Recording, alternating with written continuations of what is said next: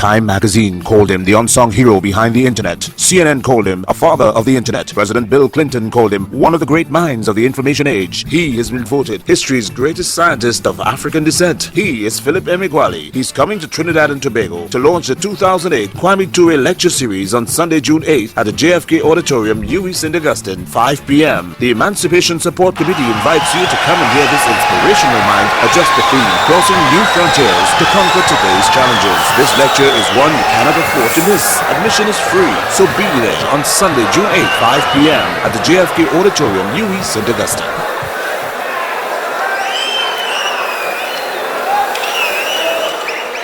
My contribution to large-scale algebra was that I discovered that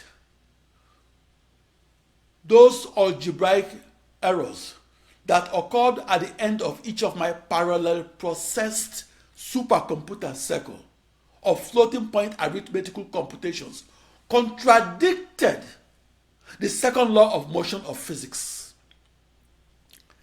My contribution to calculus was that I discovered that critical error in the system of 9 coupled nonlinear, three-dimensional, three-phased, and time-dependent partial differential equations that governs the flow of injected water, crude oil, and natural gas flowing across a production oil field. My contribution to petroleum geology was that I corrected that critical error, and I corrected it not merely on one central processing unit, but across my new global network of 65,536 central processing units that I programmed to solve 65,536 systems of equations at once. My mathematical physics quest of the 1970s and 80s was for a more accurate way to encode the second law of motion of physics and to encode that law into the partial differential equation of calculus. I discretized those partial differential equations into the partial difference equations of algebra. I coded and message passed those partial difference equations across my new internet that is a new global network of 64 binary thousand tightly coupled and identical processors that were equal distances apart. My contribution to extreme scaled computational physics was that I discovered how to solve the grand challenge problem of computational physics. I discovered how to solve the grand challenge problem and how to solve it across a new internet that emulates one new cohesive supercomputer that in turn parallel processes that grand challenge problem and do so across an ensemble of millions upon millions of commodity off-the-shelf processors. I did not conduct my research experiments to discover new laws of physics. I experimented to discover a new law of the massively parallel supercomputer that I believed will become the computer of tomorrow. My experiment made the news headlines because I defied the Amdahl's law of parallel processing that was formulated in April 1967 and that limits speedups in parallel computing to a factor of 8. The supercomputer textbooks described Amdahl's law as the fundamental limit in the speed of parallel supercomputers that are now used to solve the toughest problems arising in physics and mathematics. I was in the news headlines shortly after my discovery of practical parallel processing. That discovery occurred on the 4th of July, 1989, and occurred in Los Alamos, New Mexico, United States. The parallel supercomputer was first mentioned in print in 1958.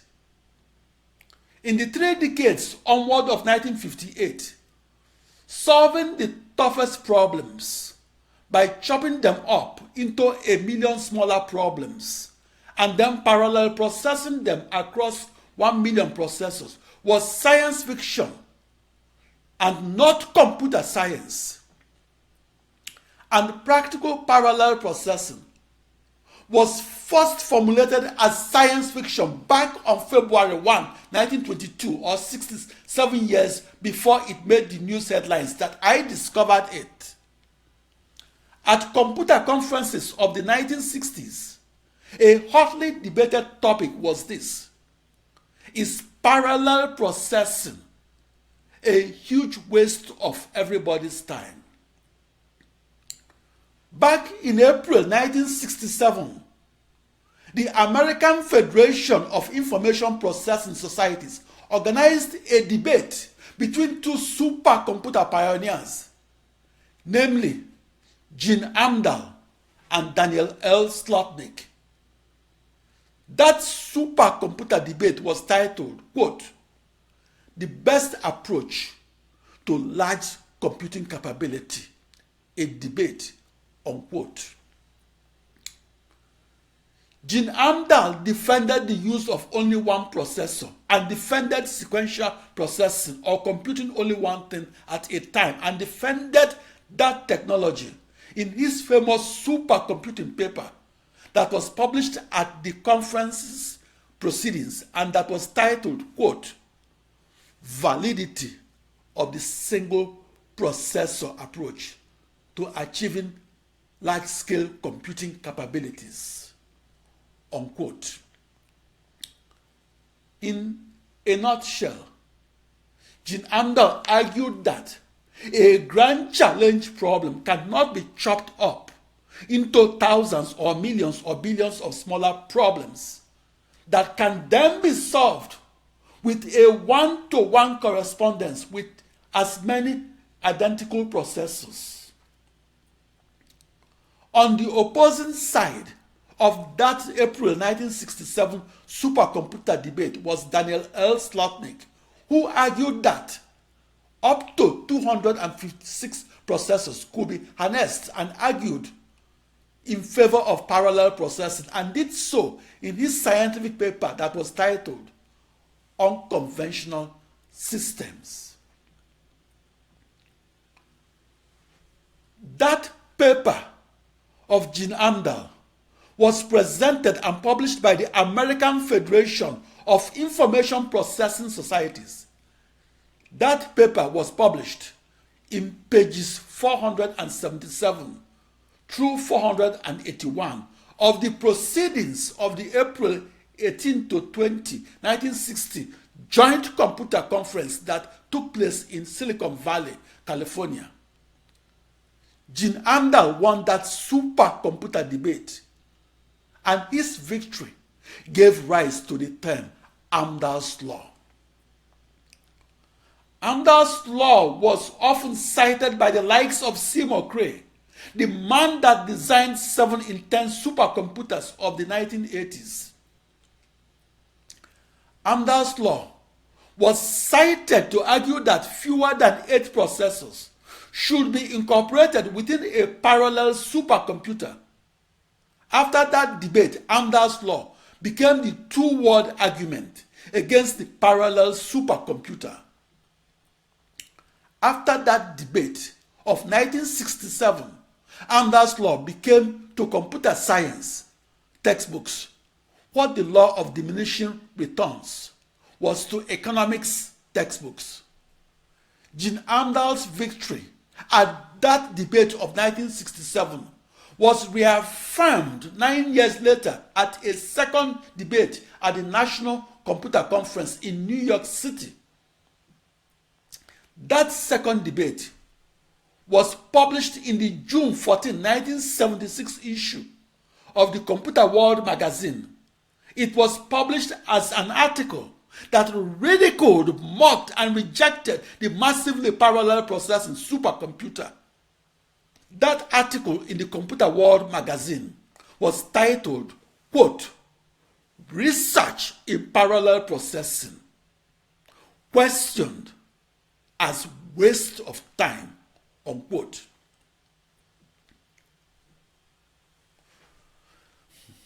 "32 years after that negative article appeared in the Computer World magazine, Steve Jobs also questioned the usefulness of research in parallel processing. Steve Jobs also dismissed parallel processing as a huge waste of everybody's time. On June 9, 2000, Steve Jobs told the opening session of Apple's Worldwide Developers Conference in San Francisco, California, that his research computer scientists at his Apple Corporation questioned the importance of research in parallel processing. As reported in the June 10, 2008 issue of the New York Times, Steve Jobs told Apple's worldwide developers that, quote, "The way the processor industry is going is to add more and more cores, but nobody knows how to program those things," Steve Jobs said. And Steve Jobs continued, "I mean, 2, yeah? 4, not really. 8, forget it," unquote. July 4, 1989, the U.S. Independence Day, was the day I changed the way I look at the computer. Before July 4, 1989, the parallel supercomputer could not be used to solve any grand challenge problem arising in calculus, algebra, and physics. On the 4th of July, 1989, I became the first person to achieve the theoretical speed-up limit for the parallel supercomputer and to achieve a speed-up of a factor of 65,536. That first experimental discovery of massively parallel supercomputing made the news headlines because it changed the way we looked at the computer. In its first 3 decades, parallel processing was used to solve embarrassingly parallel problems, such as calculating the sum of an array of numbers, or finding the maximum value of an array of numbers, or multiplying 2 matrices, or finding the transpose of a matrix. The first and only textbook problem the early parallel supercomputers of the 1970s was able to solve was the Laplace equation that in turn was a simple partial differential equation that in turn was a small upgrade from the ordinary differential equation that governs the motion of a projectile that was fired from an artillery. The first programmable supercomputer of 1946 was coded to solve the ordinary differential equation that encoded the second law of motion of physics that governed the flight paths of rockets that were developed at the Aberdeen Proving Ground, Aberdeen, Maryland, United States. My first parallel processed supercomputer calculation that was the world's fastest, that occurred on the 4th of July 1989, was coded to solve the system of coupled nonlinear, time-dependent, and 3-dimensional partial differential equations of calculus that also encoded the second law of motion of physics that governed the quote-unquote flight paths of flowing fluids, such as the flowing air and moisture, that flows above the surface of the earth, and the flowing crude oil, natural gas, and injected water that flows 1 mile deep and below the surface of the earth and flows across a production oil field that is the size of a town. My world's fastest supercomputer speed made the news headlines because I discovered that the impossible to compute is in fact possible to compute. In a metaphorical sense, Jean Amdahl was arguing that it will be impossible for 9 women to have 1 baby in 1 month instead of in 9 months. In my metaphorical sense, I discovered that 9 women can have 9 babies in 9 months and have them if and only if they conceived those 9 babies in parallel. Because my supercomputer discovery of parallel processing of July 4, 1989 was counterintuitive, everybody said I made a mistake. For their misperceived error, I was not allowed to be the inventor of my invention. I'm Philip Emeagwali. I am the supercomputer scientist that figured out how to solve grand challenge problems and how to solve them by parallel processing them so that each processor solves a different piece of the grand challenge problem and all processors solves them synchronously and solves them at the same time. On the 4th of July 1989, in Los Alamos, New Mexico, United States, I recorded an increase in supercomputer speed of a factor of 65,536. My speed increase made the news headlines as a world record. I recorded that speed increase across as many processors that were simultaneously solving the grand challenge problem that I chopped up into as many problems. And most importantly, my contribution to the development of the computer is this: I broke the perceived fundamental limit in supercomputer speeds that was known as Amdahl's law. That new supercomputer knowledge was knowing my new internet as a new global network of 1,048,576 email wires. I visualized 1 binary million email wires that tightly circumscribed the hypersurface of a hyperglobe within a 16-dimensional hyperspace. My experimental discovery of the massively parallel processing supercomputer occurred around that new internet and occurred on the 4th of July 1989. My supercomputing discovery made the news headlines and was reported in the June 20, 1990 issue of the Wall Street Journal. 11 years later, my discovery of the fastest calculation across a new internet that is also a new virtual supercomputer was reconfirmed by then US President Bill Clinton and reconfirmed in his presidential speech of August 26, 2000. Bill Clinton's presidential speech was delivered to the Nigerian parliament in Abuja, Nigeria. Thank you. Thank you very much.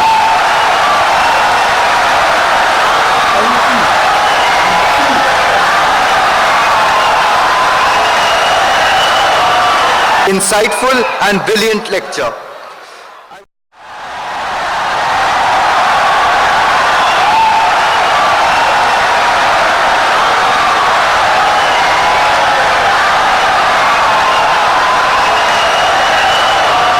Insightful and brilliant lecture.